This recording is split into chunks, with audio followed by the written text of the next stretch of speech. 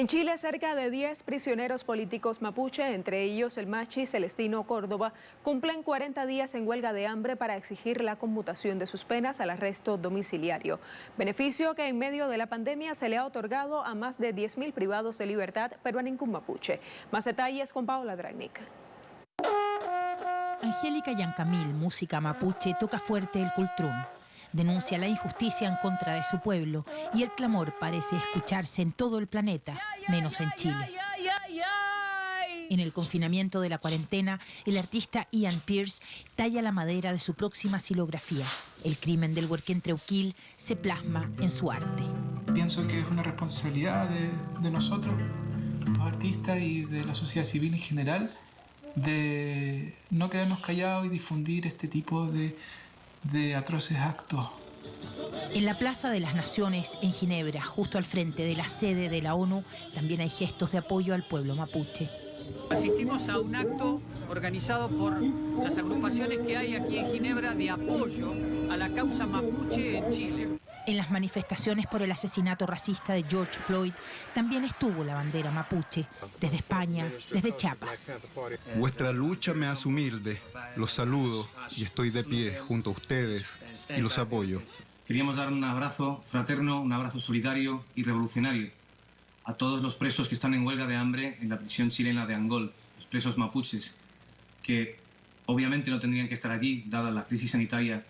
Pero en Chile hay silencio, a pesar de que los prisioneros políticos mapuche cumplen más de un mes en huelga de hambre pidiendo igualdad ante la ley. De los 13.000 presos que han sido liberados por la pandemia, ninguno es mapuche.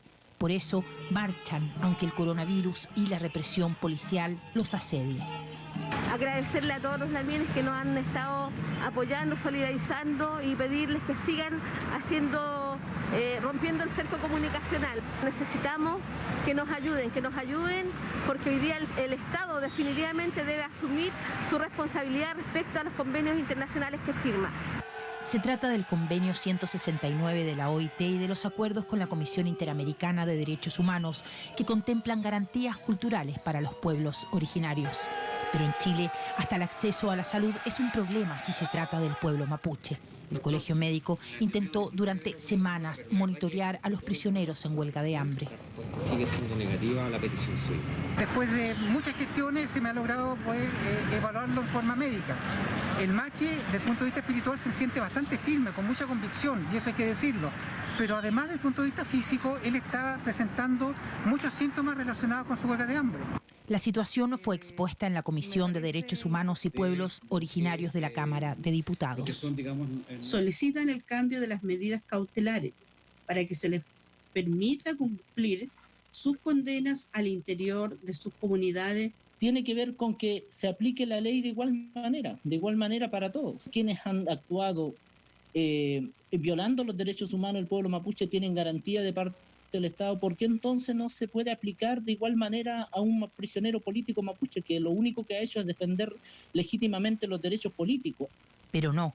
En Chile, los prisioneros políticos mapuche seguirán en prisión en medio de la crisis carcelaria por el coronavirus, mientras sus cuerpos se debilitan por la huelga de hambre a la que recurren como última forma de exigir sus derechos.